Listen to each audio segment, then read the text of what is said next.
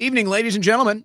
It is Wednesday, October 8th, in what may prove to be a very historic night, as a peace deal has just been signed by Hamas and Israel. A major development right before I go live with Ezra Levant from Rebel News. This may be a very important development for our conversation even here today. But Ezra joins me, and I think let me kind of introduce this to the audience as such.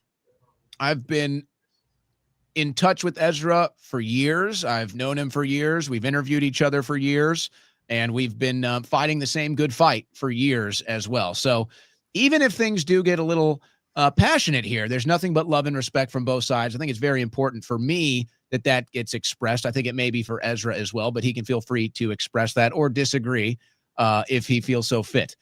So Ezra joins me tonight, and it's my understanding, Ezra, that there was some commentary that I had engaged in on X, specifically regarding Israel, that you may have had an issue with or disagreed with, and that's what spurred this conversation here tonight. That's why you join us here tonight.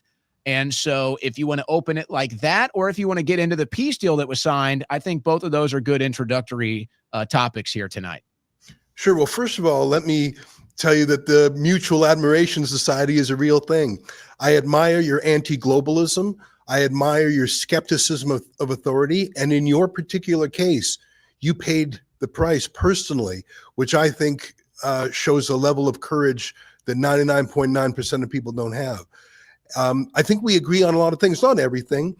And one of the things that I have done, I'm a little older than you, got some more gray hair and there's less of it, is I've fought some of the same battles you have. Like every year, Rebel News sends a team to Davos, Switzerland, to battle the World Economic Forum. So I don't know, maybe you remember, we scrummed Albert Bourla, the CEO of Pfizer. We scrummed Larry Fink, the CEO of BlackRock, and we really roughed him up with questions in a way that had never happened before. And let me just say a quick thing about that, and then I do want to talk about the news tonight. When I was there in the streets of Davos, scrumming these two oligarchs, these two masters, cold, in the bitter cold. Oh, in fact, can I play like 90 seconds from the Bourla thing just to remind people? It remains the most watched video we ever did. I just want to show people to remind them, and then I want to close the loop on that story because it sort of animates why I reached out to you. Can we play that for a second, Olivia? Here, yeah, go ahead, take a quick look. This was in Davos. It was really cold, and we spotted Albert Bourla. He's the boss of Pfizer, the guy who was pushing the jabs. Just take a quick look at this. Mr. Bourla, can I ask you, when did you know that the vaccines didn't stop transmission? How long did you know that without saying it publicly? Thank you very much. I'm sorry. Answer that question. I mean, we now know that the vaccines didn't stop transmission, but why did you keep it secret? You said it was 100% effective, then 90%, then 80%, then 70%. But we now know that the vaccines do not stop transmission. Why did you keep that secret? Have a nice day. I won't have a nice day until I know the answer. Why did you keep it a secret that your vaccine did not stop transmission? Is it time to apologize to the world, sir? To give refunds back to the countries that poured all their money into your vaccine that doesn't work, your ineffective vaccine? Are you not ashamed of what you've done in the last couple of years? Do you have any apologies to the public, sir? Are you proud of it? You've made millions on the backs of people's entire livelihoods. How does that feel to walk the streets as a millionaire on the backs of the regular person at home in Australia, in England, in Canada? What do you think about on your yacht, sir? What do you think about on your private jet? Are you worried about product liability? Are you worried about myocarditis? What about the sudden deaths? Okay, I won't play the whole thing, but Owen, I just wanted to show that because that was a career highlight for me. For folks, they can find it pretty quick on Google. I saw him as a globalist, as an authoritarian, as someone who was making a product that was forcing people to get the jab or lose their job. I saw him as a profiteer. I saw him as someone who probably was shipping a faulty product that hadn't been tested. That's how I saw him. And me and my colleague, Avi Yamini, who also happens to be Jewish. Him and me are the only two Jewish reporters at Rebel News. There's about 30 of us here at the company. And it just so happened that Avi and me were there. And I looked at Albert Bourla the same way I looked at Larry Fink last year when we scrummed him. I freaking hate the guy. I hate everything about him. I hate how anti-democratic he is. I hate how globalist he is. But I didn't say, oh, there's a Jew. And the reason is because I'm Jewish myself. So, and I know I'm not those things. And I think of Stephen Miller, the amazing deputy chief of staff of the White House, who's pushing the remigration campaign, who's pushing the ban Antifa campaign. He's a kind of a role model to me. I mean, I think he's one of the most important parts of the America First agenda. And so sometimes I get my dander up a bit when I hear sort of a collective, the Jews or the Zionists, because I'm a Jew and I'm a Zionist, and I actually believe in a lot of the things you do. And at your former home at InfoWars, I sort of loved being part of the, action and being a loyal supporter. And so sometimes when I hear people criticize the Jews or the Zionists, I think, wait a minute, I've actually been personally sued by George Soros. That's a credential most people don't have. And so I wanted to reach out to you and just say, I want an opportunity to make the case to you and your viewers, not to say the phrase all Jews are all Zionists. I'm not saying you do, but I just want to be a part of the conversation a little bit and ask you guys to think of a few things from my point of view, if I can convince you of it. I would love to hear things from your point of view. And I think it would be important for people to hear your point of view and my point of view. I'll kind of let you lead it off, but there seems to be, I think there's a lot of bad communication going on, and there's voices out there that get a lot of attention, and then somehow those voices get plastered onto other people, like maybe myself, whereas I've never said the Jews. As far as Zionists are concerned, I think I'd need a little more understanding of what exactly that maybe means to you or to others before I can even decide what that means to me or if I have an issue with it.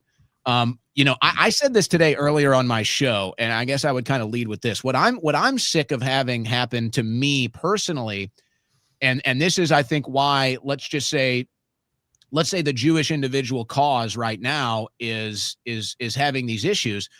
Because if I just say something critical of Israel, I get called an anti-Semite. I get called a Jew hater, and I'm neither one of those things, and I never have been either one of those things.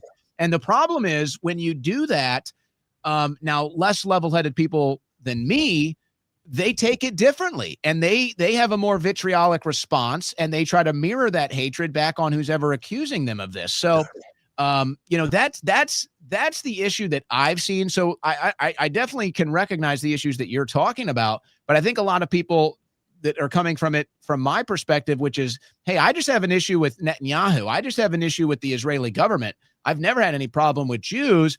And then I get called an anti-Semite, and I'm just like, well, that's just disingenuous. Yeah. Many times it's actually libelous, defamatory. Yeah. And so that's where I get my, dandruff going, like you said earlier, because it's not fair to do that. And quite frankly, it's a woke tactic in my eyes. Yeah. And it's sneaky, and it actually uses Jewishness as a weapon. I grew up in west of Calgary, Alberta. I went to a school in the country. My sister and I were the only Jews in the whole school. And so I was always asked questions about being Jewish, and some of them were sort of, quote, dumb questions, but they were always asked in good faith. And I learned at a very young age, if someone has a question, answer it or try and answer it. Don't attack them.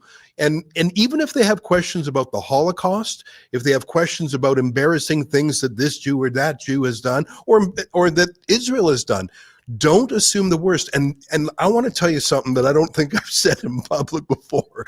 If I wasn't Jewish, and if the only Jews, or if the Jews that I was faced with most are the ones who are the most prominent on the internet, Rabbi Shmuley, Jonathan Greenblatt of the Anti-Defamation League, George Soros, though I don't know if he even regards himself as Jewish. If those were the Jews, and if I didn't know that I'm a Jew and I'm very much not like them, I would be pretty antipathetic to Jews too. Rabbi Shmuley, and what do the first two of them have in common? Rabbi Shmuley and Jonathan Greenblatt.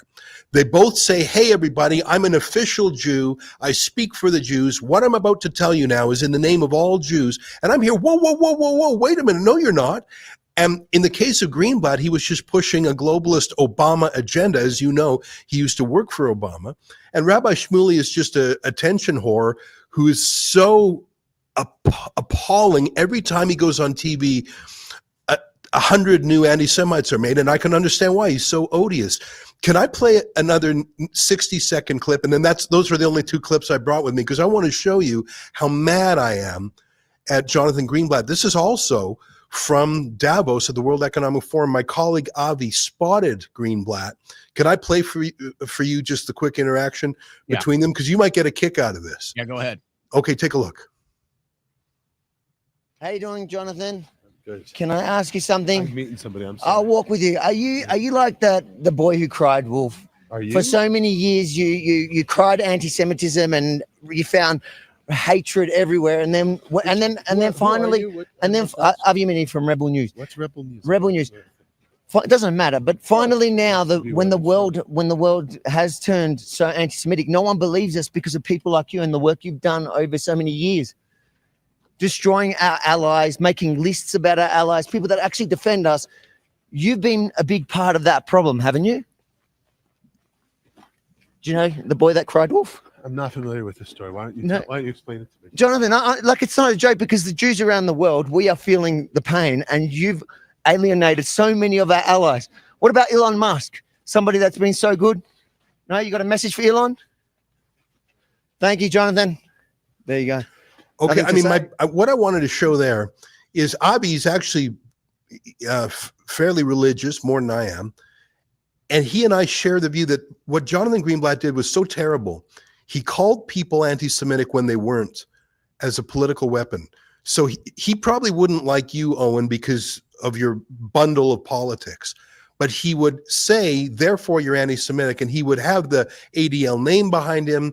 And they called Charlie Kirk anti-Semitic. Remember, they called this hand signal, I think it started as like a 4chan joke, that when you make that hand signal, they would say, well, that stands for white power. So even that hand signal is anti-Semitic.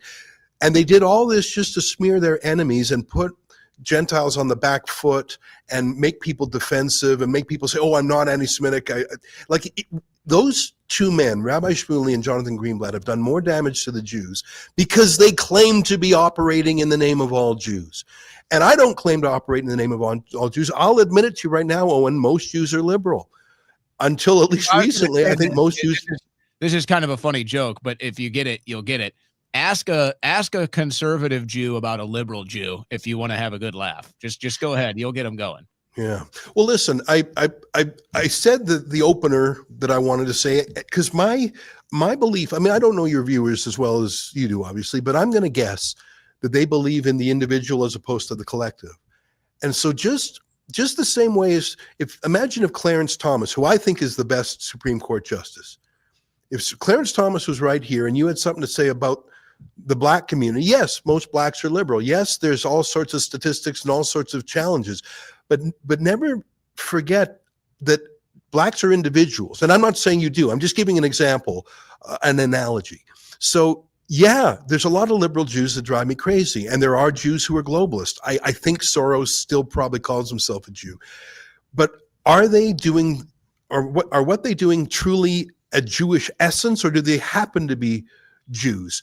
And I just want to invite your viewers not to adopt a collectivist mindset to blame everyone because this Jew or that Jew does something they don't like. That's just my one plea. But let me cork it now and let me answer some of your points, because you've raised some points about being falsely accused and falsely labeled, and I hear you. And that's what I learned when I was a kid in the country school. Even if someone asks a question that's prickly, don't assume bad faith. How about try and answer them instead? Well, I think a lot of the things that you expressed, and I won't be too redundant here, but I would say I agree with probably everything you expressed. And what I see happening, and I've called this out many times, like you are addressing it, when you have any individual that tries to treat any group of people, we've seen it on the left with blacks in America. They say, oh, all blacks have to vote the same. All black Americans have to think the same. And it's just not true. And then when a black American wants to be a conservative or a Trump supporter, we see what happens to them.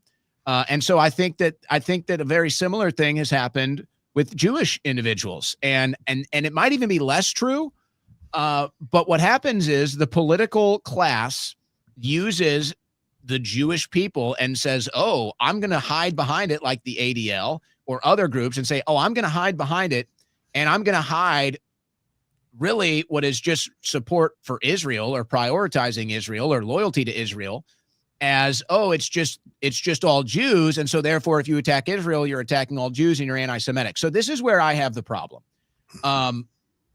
I don't like supporting Israel. I don't like America supporting Israel. Quite frankly, I'd like to see the relations completely severed. I'd like America completely out of the Middle East. I believe that it's Israel that's responsible for us being in the Middle East and all of the death and destruction that has been caused there. That's my view on it. And I don't think there's anything that's going to change that. I think that that's just a matter of fact.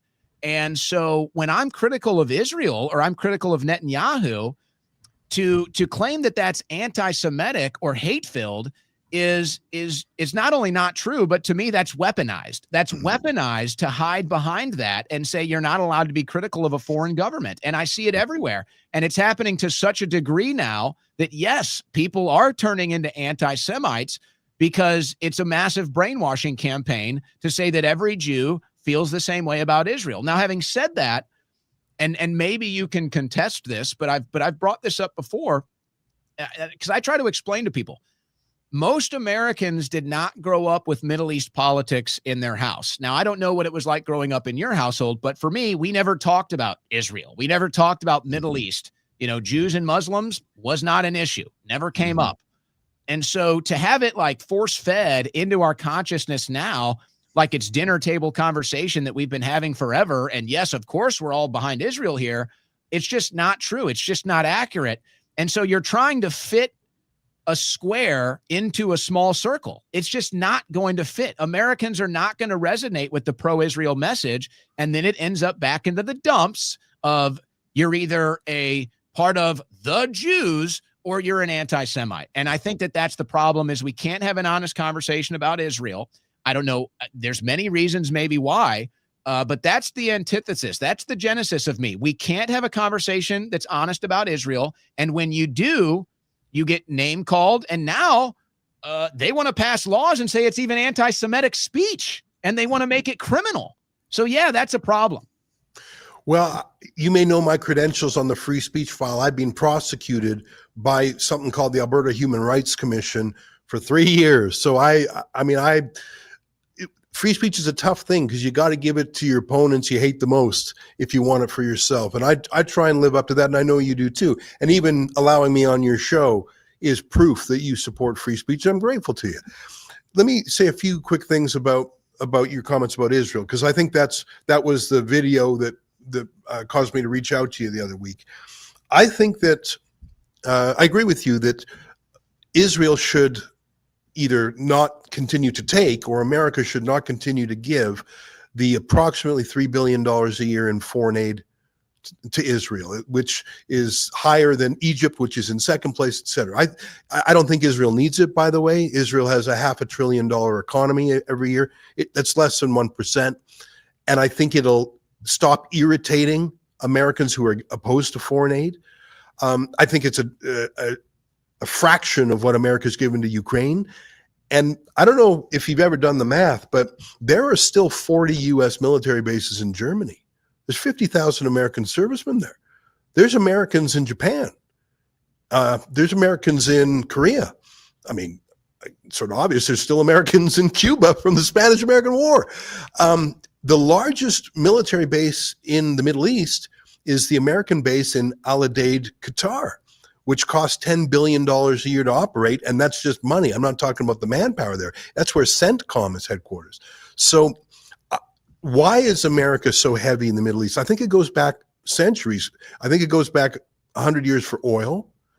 But I don't know if you know the Battle Hymn of the Republic. You know the one from the halls of Montezuma to the shores of Tripoli. You know that song?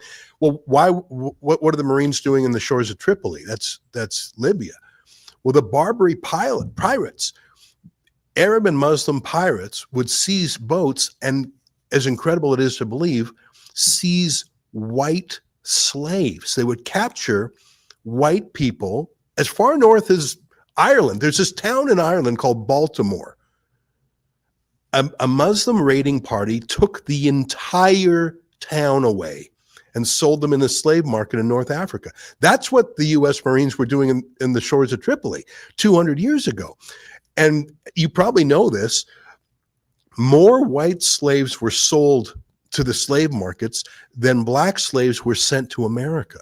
White slavery was a huge issue at the hands of Muslim slavers because, not to be rude about it, but the Quran allows the taking of rape slaves. That's what ISIS, that's one of the things that motivated young men to join ISIS. They were given rape slaves as a booty. I guess both meanings of that word. So if you're asking what are the Americans doing in the Middle East, I think one answer is oil. I think one answer is historical, fighting the Barbary pirates. Even to this day, America fights pirates. I think America is focused on the fact that the Saudis pump 10 million barrels a day and other Gulf states did. And if that's taken off the market, the price of oil is going to go wacky. Those are my thoughts. I could be wrong. I think Israel should give up the $3 billion a year just so it's no longer an irritant. But I think Americans should say, well, why are Germany's the fourth largest economy in the world? What's America doing subsidizing Germany's military? And I can assure you it's more than $3 billion a year. What do you think of those points, Owen?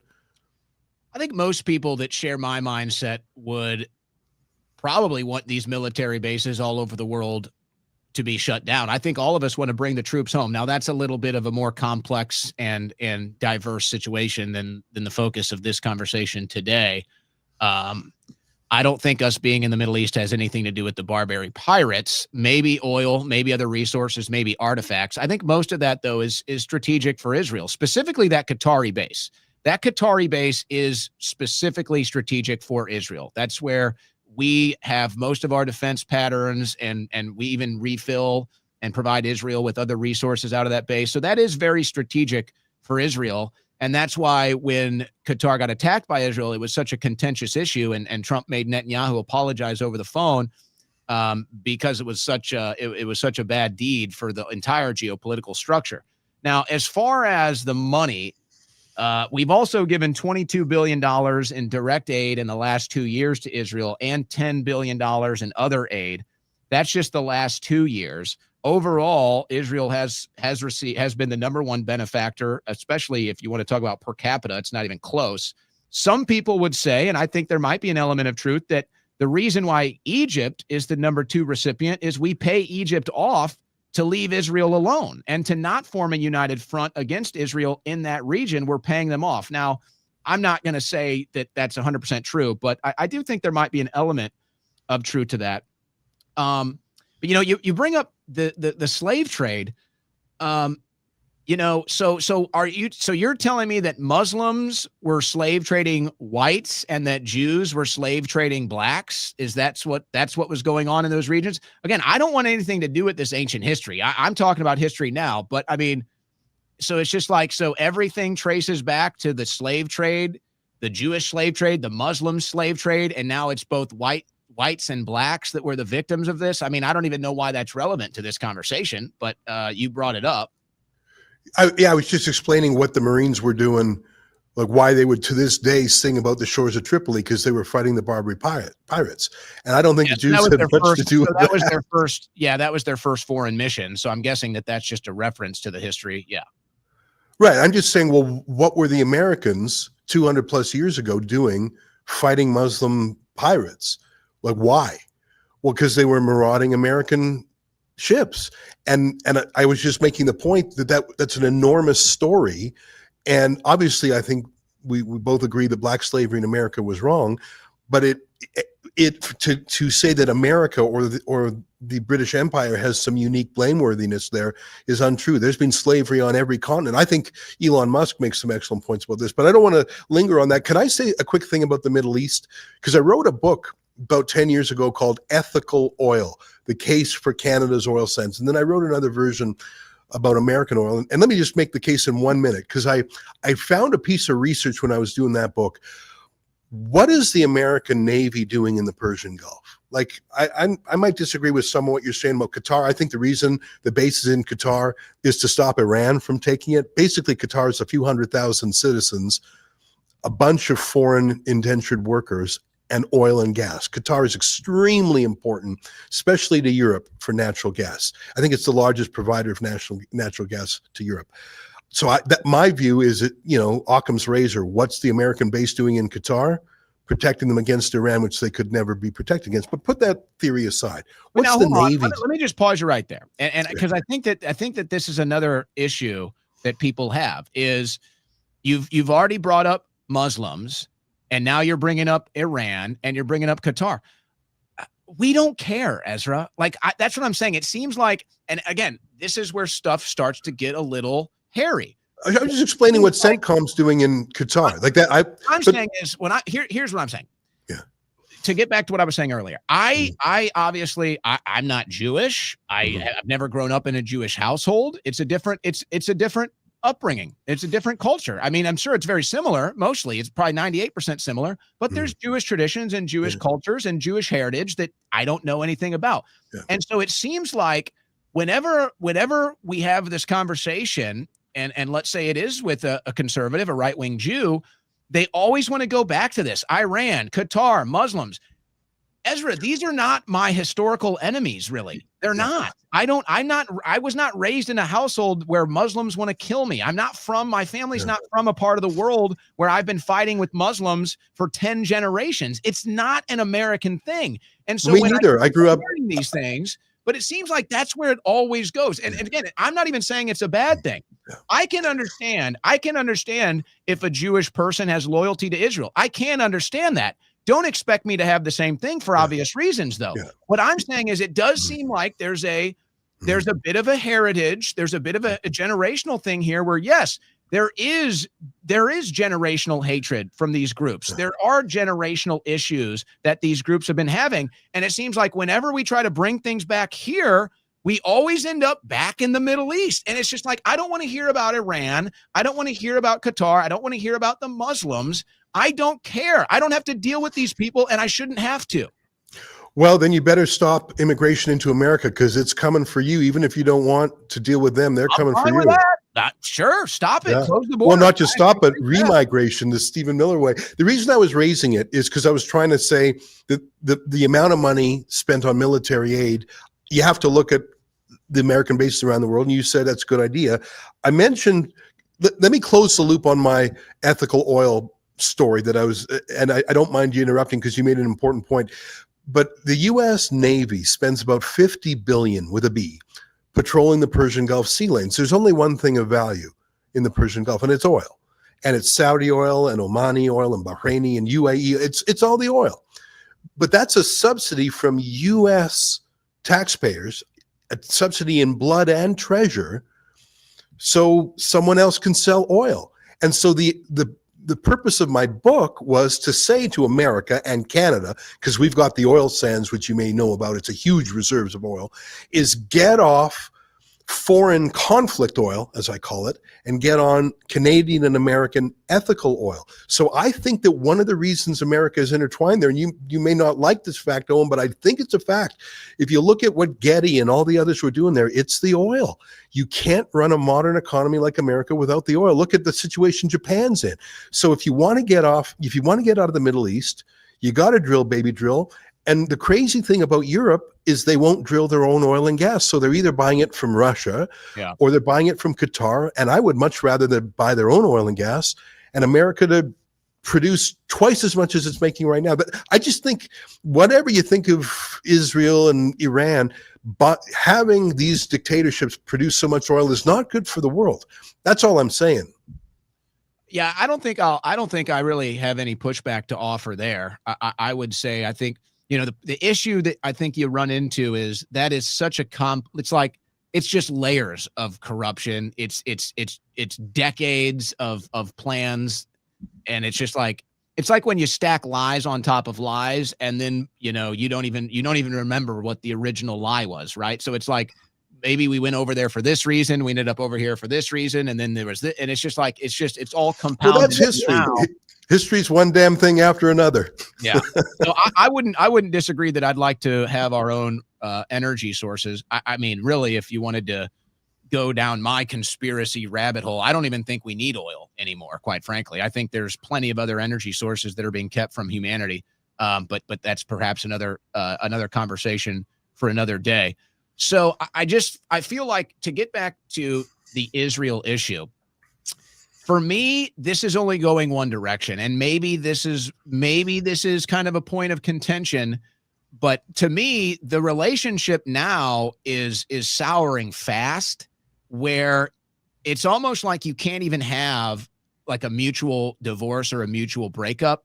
Now, both sides seem to be vitriolic. Both sides seem to be very vitriolic about this divorce. So, I mean, imagine, divorces get nasty.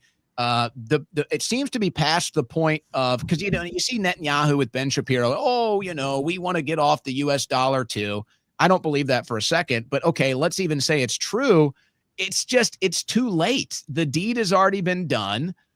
And now when Americans get called names and they're, and here's, I think, and this is where I'll want to hear back from you, because I think that this is kind of the big, it's like, why is it so hyper polarized, or why is there so much attention on this issue? Because we voted for Trump and we really thought we were going to get MAGA. I mean, we really thought the American cause was going to be first and foremost, and it's been nothing but the Israel cause. It's been nothing but the Israel cause for 10 months, man. And we're just beyond sick of it. We're heartbroken. Can I press you on that a little bit? Can I press you on that a little bit? Because you said something earlier too about it's all we see is Gaza and Israel, Netanyahu, he's at the White House so often, and it is disproportionate. So if you believe the statistics from the Hamas Health Ministry, it's about 70,000 dead in Gaza, if I'm not mistaken. That's the official number, yeah. So, and some might take Hamas's numbers with a grain of salt, but let's accept them. So, but for some reason, Jews are news, and we can have different theories about that. But at the same time, there are massive actual genocides around the world, wars in Africa that have cost 5 million lives in Congo. Who even could find Congo on a map? Maybe because there isn't an APAC for Congo, we don't care. But I think there's been an enormously disproportionate interest in Israel's war that is perhaps politicized. And I think that, and here's what I want to push back a little bit on what you just said. You said it's been nothing but Israel for 10 months. Other than the 7 B-2 bombers that had a perfect mission that only they could do. By the way, Trump has been talking about Iran as long as he's had Twitter. If you want to, I mean, the guy, Iran and China, he's been talking about them for 15 years. It's not something that's new. Other than those B-2 bombers and giving some military assistance to Israel, can you tell me how America has been obsessed with Israel, militarily, economically, other than what we've described with the foreign aid, which we've already talked about, and the military aid, and those 7 B-2 bombers? What else has Trump done? Well, first of all, not everything is about Trump, but I think I speak for many in the MAGA movement that, I guess, let's look at deliverables. How many deep state arrests have there been? None. Not a single one. Okay, but you said it's because he's busy doing Israel stuff. But what Israel stuff has he done? Netanyahu's been to the White House 4 times. Well, and it looks like it paid off. Looks like Trump has actually solved that Gordian knot. I mean, if you believe the headlines. Paid off for who?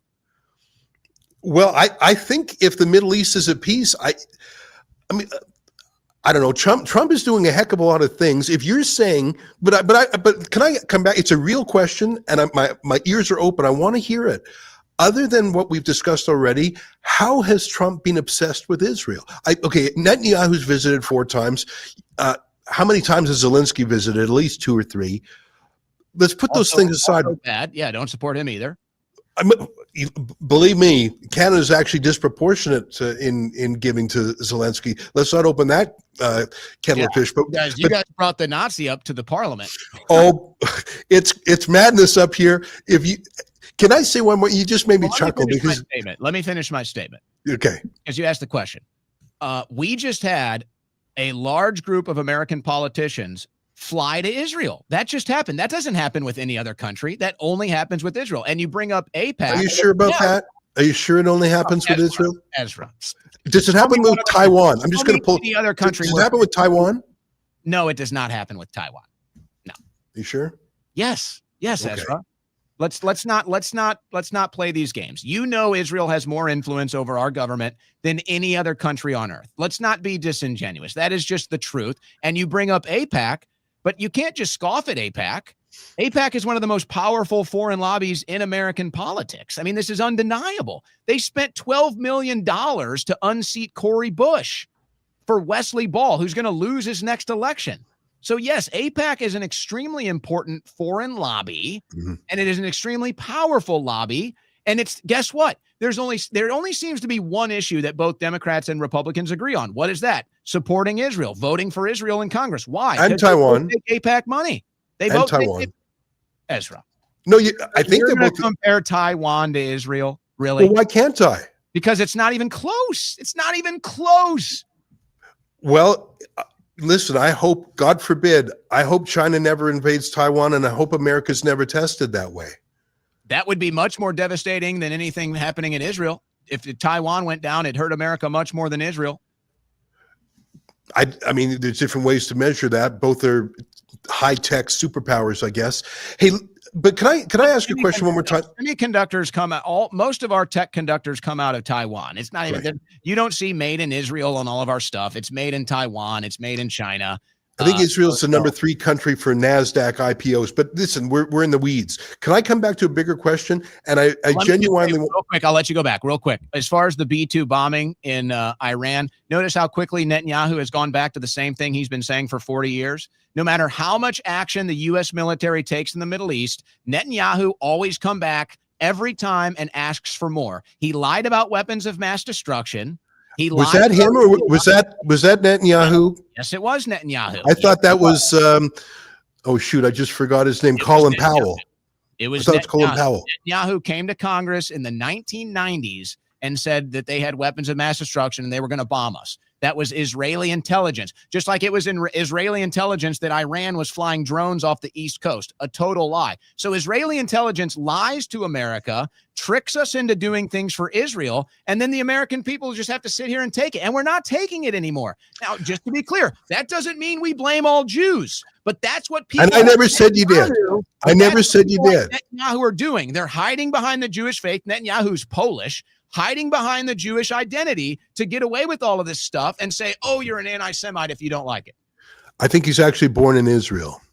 He was born in Israel, but his real name is Milikowski. He's actually Polish, and actually he's really American. I mean, he went to high school with Mark Levin. He was basically a Philly kid. I want to ask a question to you, and it's not a trick and it's not a trap. It's a genuine question. I just wonder what you would say. You talk a lot about Israel. You think a lot about it. You argue a lot about it. Would you ever go there to see with your own eyes? And I'm not necessarily inviting you. I'm not with the Israeli government. I just wonder if you would go, because there's something I think would shock you. How many people there disagree with Netanyahu? In fact, there's regular.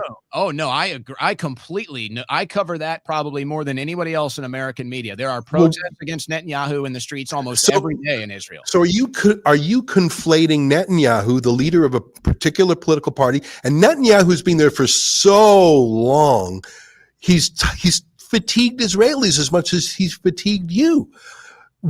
Can you tell me a reason? I'm not trying to put you on the spot. I genuinely want to know. Is there a reason you would not go there if you had free reign, go wherever you want, ask whatever you want, see whatever you want? Is there a reason you wouldn't go? And I'm not suggesting there is. I just think your natural curiosity, your natural skepticism, you've thought about this a lot. I think you would learn things.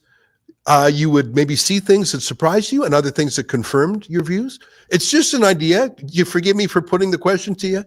No, not at all. This is an open platform here. This has been a good conversation. Well, Ezra, you don't think I've been invited multiple times? You don't think they've invited me to go? Can I ask why you don't? I mean, if you used your own money. They've been trying to get me to go for over a year, and the answer is no. The answer is absolutely if not. you use your own money, like I would. Rebel News has gone to Israel. We never take foreign money. We never take government money because we say whatever we want. I took Gavin McInnes and I said to him, my only condition is you have to be honest with what you see. I said, you can say you hate it, you can say you don't like it, but my only condition is you got to speak the truth. And I think he was really surprised. If you use your own money, or if you set up a little crowdfund or whatever made you ethically comfortable, so you were not beholden to anyone, would you go? No, no, How I come? wouldn't. Well, first of all, it's a very dangerous part of the world. Okay. So I don't want to go there because it's dangerous. And second of all, I don't want the optics of it. Now, just to be clear, I guarantee you I bet I would enjoy anywhere. The country. I'm not saying enjoy. I'm saying learn, like your first part about danger. Learn. See, but now this is where we run into a problem. I thought you just said learn. What do I thought you just said, well, listen, I would go to Iran in a second. I don't, you know, you talk about me and my comments about Iran. I would go there in a second if I thought I could get out. There you go. You wouldn't go there because it's dangerous. I wouldn't go because it's dangerous. What are you worried about? Anything. I don't know. Anything could happen over there. I don't know what, people in and out of bomb shelters. Bombs are always flying. Israel's bombing 7 countries right now, Ezra. I thought we just had a peace deal. I was celebrating. Well, they claim to have signed a peace deal. By the way, Netanyahu wasn't there. They signed a peace deal without Netanyahu. I think that's kind of a significant thing. Should that be the case? No, I don't really have any interest in going to Israel. I guarantee you, just like anywhere I've gone, I would enjoy the people. I would enjoy the food. I would enjoy the culture, just like everywhere else I've gone. But who cares about those things? What about the politics and the history and the military? That's why no. That's why no. That's absolutely why I would not do it.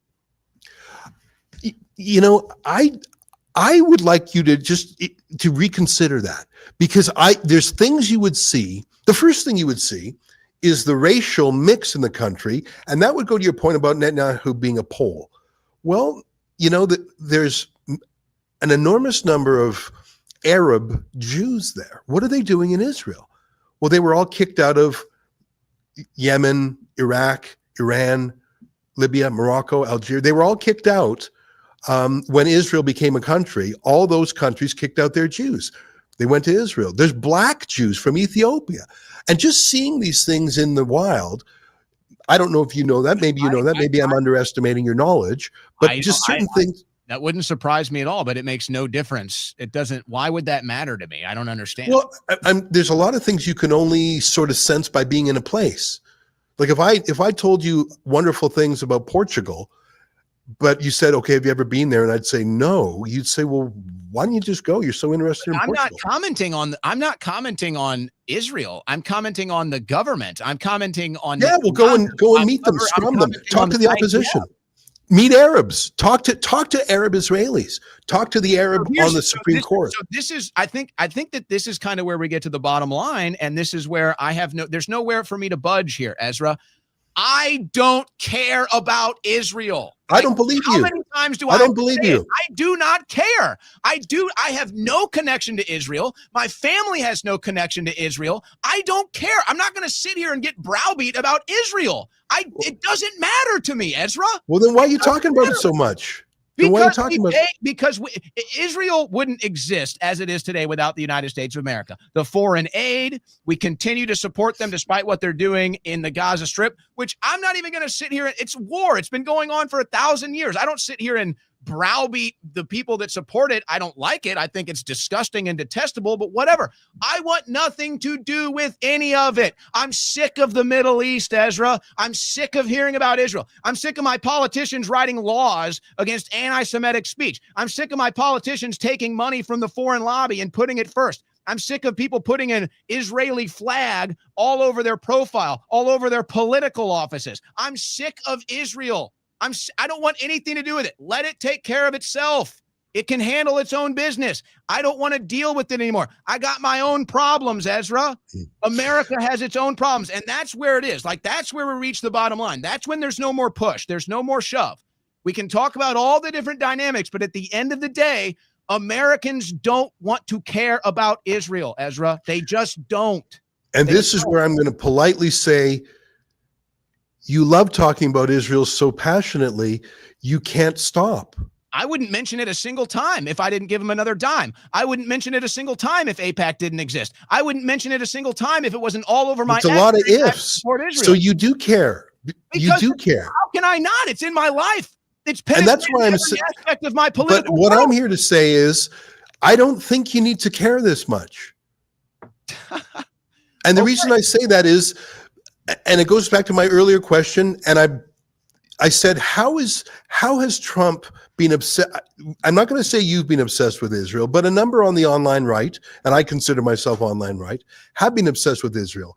And I would say, other than those 7 planes, I mean, Trump can walk and chew gum at the same time. He's done what? 200 executive orders. He's pushing remigration full tilt. He's doing trade deals around the world. He's solved 6 wars. He's trying to solve Ukraine.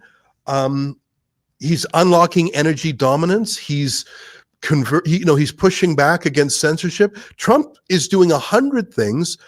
The only thing I can think of for Israel is the B-2 bombers and this peace deal, which I think is a good thing for a lot of people. I don't think Trump is as obsessed with Israel as, no disrespect, I think you are more focused on it than you're letting on. Okay. I'll take that as it stands, and I'll say, fine. I have zero tolerance of any involvement with Israel then. How about that? I have zero tolerance, none. I want nothing to do with it. Again, Israel can handle its own business, whether it's 60,000 Palestinians or 600,000 Palestinians that they've killed and completely leveled the entire country. I want nothing to do with it. Nothing. Okay. Zero tolerance. I don't Netanyahu should be rejected.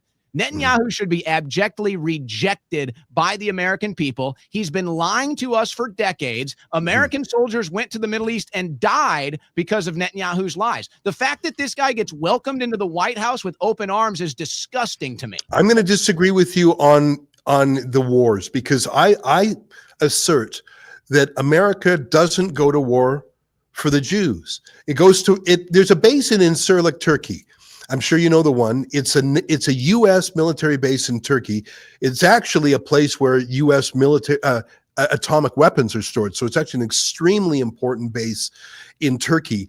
Erdogan is a son of a bitch. He's abusive to his own people. He's abusive to other people. He despises Christians. He covers up the Armenian genocide. He's at war with the Kurds. Can I ask if you have any objection for Trump being so lovey-dovey with Erdogan and spending $10 billion a year in the Incirlik air base? And if not, why not? All I'm saying with Israel, and if people don't want to like Israel, don't want to give money to Israel, don't want to deal with Israel, don't want to hear about Israel, fine. But can you please say the same about many other countries that take more money a year from America, that are more abusive to the relationship? Like, what on earth is America doing supporting Erdogan, the butcher of Kurds? So this happens every time in this debate, is you obfuscate and you go to a separate country and a separate issue. I have no pushback for you. I don't like Erdogan. I don't like any of them. So now we're getting somewhere. So now we have a meeting of the minds. If you have this view for every country, then you and me are on the same team, because I think America should not get into foreign entanglements. But you're being disingenuous if you think any of these countries have any fraction of the sway and the influence that Israel has. It's not even close. Well, show me the last time Trump made someone apologize to Benjamin Netanyahu on the phone. Show me one political action committee for Turkey. Like you, I'm not force-fed a constant stream of Turkish news on Twitter. It doesn't exist. It doesn't exist. You're exactly right. And I'd be curious for the reason for that. You know, I was joking. You want to know what I believe the reason is? What is the reason? I believe the reason is because there is a segment. Well, there's actually two. I would say there's two reasons. One, there is a segment of rich American Jews that are loyal to Israel, and they will do everything to make sure that they buy our government and keep our government loyal to Israel, because they have a connection to that. They might even view it as their homeland. So they spend hundreds of millions of dollars to buy our corrupt politicians to make sure that they continue to support Israel. The other aspect is the military-industrial complex. And I hear this all the time. They say, well, don't you know that money that goes to Israel they're buying mostly, American weapons. And you just made the case even worse. That's the military-industrial complex. That's what I stand against. I don't like that. But have you ever taken a stand against all these other U.S. military bases, especially in the Middle East? Have you ever taken a stand against Incirlik? Have you ever taken a stand against Al-Udeid? And it's not enough to say they're there for Israel. I think Israel would be delighted if both of those were moved. The answer is yes. I've actually been saying for years that we should have been bringing the troops home and putting them on our southern and northern border. But have you mentioned Germany? Have you mentioned Japan and Korea? Because sorry, go ahead. Anybody that's followed my work knows that for years I've been saying it's time to bring the troops home. Then why aren't you extra mad about those other countries? You spoke very passionately a minute ago about Israel. You already know the answer to that. What is the answer? Because Israel's the only one that controls my government. Well, who managed to get 40,000 U.S. troops in Germany in 2025? Who's in charge of that? Are you talking about because of the war in Ukraine? No, there's been 40, 50,000 troops in Germany since the end of the Second World War. In Korea since 53. Base and everything else. Yeah, I don't like it. I don't like any of it. Well, have you ever spoken out against it? Yes. Against Literally Germany? my entire political career. Yeah. Okay, because you're sure emphasizing the $3 billion a year that Israel gets. Triple that for Qatar's base. Multiplied by an enormous. I mean, the $50 billion in the Persian Gulf is such a shocking number. And I've never, and again, I haven't watched everything you've said, but don't be obsessed with Jews. And you're saying you don't care about Jews. I'm not saying don't be. Let no one be obsessed with Jews. When you see a Rorschach test, the ink blot test, it's not just Jews. Sometimes Jews are behind it. Sometimes non-Jews are behind it. And it's not always Israel lurking behind, the curtain. I don't disagree. I cover all kinds of issues. There's all kinds of people. But when I criticize Joe Biden, nobody says I'm an anti-white racist. Nobody says I'm an anti-Catholic racist. But I criticize Netanyahu, all of a sudden I'm an anti-Semite Jew hater? Well, I've never said that. And I never said you did. But just like you don't know everything I've said, I've been against the troops being overseas forever. I did a presidential campaign spoof video, and my number one issue was bring the troops home. That was my number one thing right out of the gates. And I do think, the one thing I'll say that is a powerful point that you bring up, which I would say is, I think you'll get a lot of Americans behind this. When you talk about all the money, it's not just Israel. I mean, look, we both know why Israel is getting all the attention. You might not agree with all of my conclusions here or my perspective, but that is a fair point that I think most of Americans in my position, in my perspective, would say, hey, you're right. Let's make a bigger issue out of that. Let's talk about all the money we spend in the Gulf states. Let's talk about all the foreign aid that goes out there. It's not just Israel. It's hundreds of billions all over the world. So my larger conclusion to this is that America is nowhere near where it should be as far as potential is concerned. And so now what you see is, I've lived in St. Louis. I've lived in Austin. I watched my city of St. Louis go to hell. I watched it go to hell. Infrastructure collapse, crime rates going up, homelessness and poverty. I watched it go to hell for the 25 years that I lived there. I came down to Austin when it was booming and a brand new up and coming town. I've watched Austin go to hell. In 10 years, I've watched it go to hell. We can't even build a bridge. The bridge that collapsed in Baltimore, they don't even know when they're going to be able to complete it. And so Americans have watched their lifestyle go down. They've watched their bank accounts get smaller while their government gets bigger and foreign money continues to go out. So yes, Israel becomes a main topic for a bunch of different reasons that we discussed. But no, I do think it is a larger issue. We need to stop all foreign aid. We need to stop all foreign entanglements. It's despicable what we did in the war in Ukraine, sending all the money and weapons over there that just ended up in the hands of terrorists on the black market. So you're not going to get any pushback from me on that. And I think it's a fair thing. If you want to expand this beyond just the scope of Israel, yeah, point that out. It's not just Israel getting all this stuff. Plenty of countries are benefactors of our charitable government. And I think Americans will stand against all of it. I'd love to see that investment right back here in the United States of America so that our downtowns can look like what we see. The dirty commies in China do better on infrastructure than we do. Why am I getting beat by the dirty commies? You talk about the Gulf nation states. Look at what they've done in their major metropolitan areas. Again, I'm not endorsing everything they do. I don't want to live in those countries, but I can certainly recognize, hey, their metropolitan areas are in the modern world. Ours are decaying. Yeah.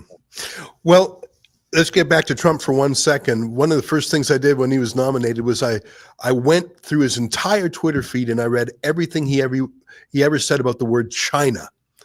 And holy smokes, has he been on that file for a long time? And there's foreign aid like cutting a check to Israel. There's foreign aid like having bases in Germany, Japan, Korea, etc. But what dwarfs either of those numbers is the trade imbalance through artificially low currency and other trade practices. Trump has a wisdom to him. And by the way, he's been worried about Iran's nukes since the early 2000s. And I don't think it was the Jews that put him in his head or Israel or Netanyahu.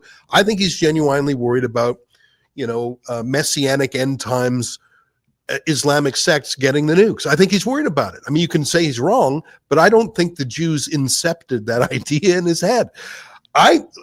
Listen, I really enjoyed.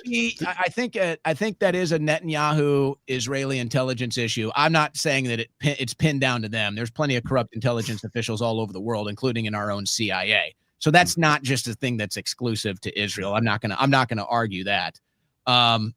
But I do think that, again, it gets back to the bottom line here, which is most Americans are done with the Middle East. I would even argue Obama won in 2008 because he stood against Bush's wars.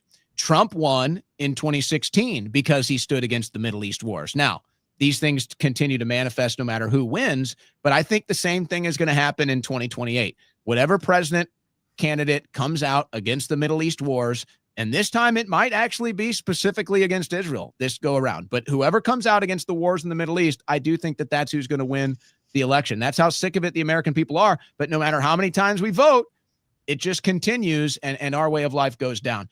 Ezra, we got a heart out here. Why don't you make conclusive statements? Anything else you want to point out here? Sure. Well, I guess the first thing I'd say, we didn't talk a lot about it, but it appears that there may be a peace deal in the Middle East that Trump helped broker. Let's hope that happens. And if that happens, I think a lot of the issues that have been stressing the online right out will recede. I sure hope so. I could see that. I would agree with that. I could think that could be true. And not all of it, obviously, but I think that for a major portion, it'll calm it down. Well, I mean, when in Trump's last term, the region was quite pacified. The Abraham Accords were real. I guess I'd end on a personal note and say, first of all, I really appreciate you allowing me on your platform. I'm excited about your entrepreneurial spirit. I think you're going to just crush it. I can see on the chat, not everyone is glad to have me here, but you know what? Good. Chat. No, not the chat. Yeah, I mean, I was going to say, I think that's a sign of a spicy conversation.